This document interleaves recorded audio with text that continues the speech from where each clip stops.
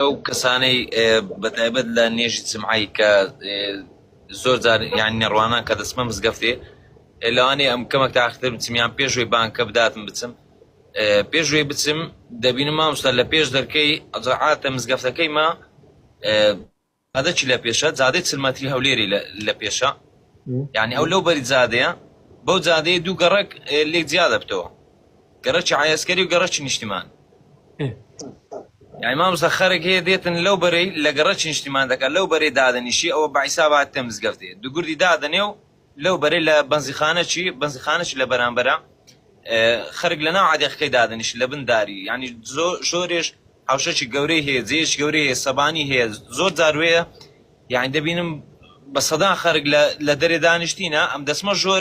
جوريش سوله يعني جوري نفري لينيا يعني معظم مامستا او قبور نيا كل فنجان او مخالفه شرعه ونيوجي جمعه بوشي وازنا كريت كيمالين جمعه وجماعات يعني كوبونوي مسلمانان لشوينيكا كوبونوي مسلمانان لشوينيكا جماعات يعني شي يعني كومل كواتا هتانا ومزقوت شول بيت نابي لدرو خلق بوستيت باشا هتا ناو حوشت شوال بيت خلق نابي لكولاني مزقوت بوسيط وي اگر خلق علمي هبيه بوي كلناو مزقوتكيا شوين هي وبلام هرب ان قصبرا لو بريجاده كنيوشكا او جمعه دانا مزلي والله تعالى اعلم واوا فرتوازبوني مسلمانان اجينيت واو دلالتك مسلمان خمسه دبرانبر بعبادتك اني ايوه فزوترين كات بريكاتو بقريتو بومال مخالفه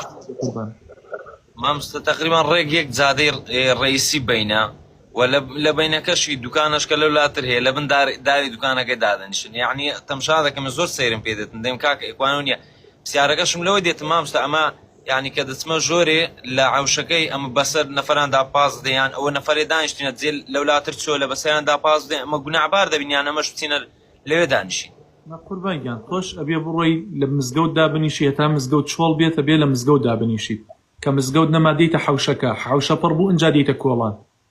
واتى سلسلة في غمري خاص صلى الله عليه وسلم يفرمو اقيموا الصف الاول في الاول ليكم ريس بروكن ثم الذي يليه ثم الذي يليه باشان صفي دومو باشان صفي سيم وهكذا هتاكم صفكان طوال ابيض وهل فرجو هل بينك بهل بوشايك ابي بربك ريتو نابيت او بوشايه بجيب يلي تبري لدروي مزقود نشكيت امام سعاده نستاك هم مزقفت كان صباني لسبانك يعني زي زور دمني خرج ناس صباني اللي تري طاقه من ينشتك الاخوار داد نشي الري خرج كش دقري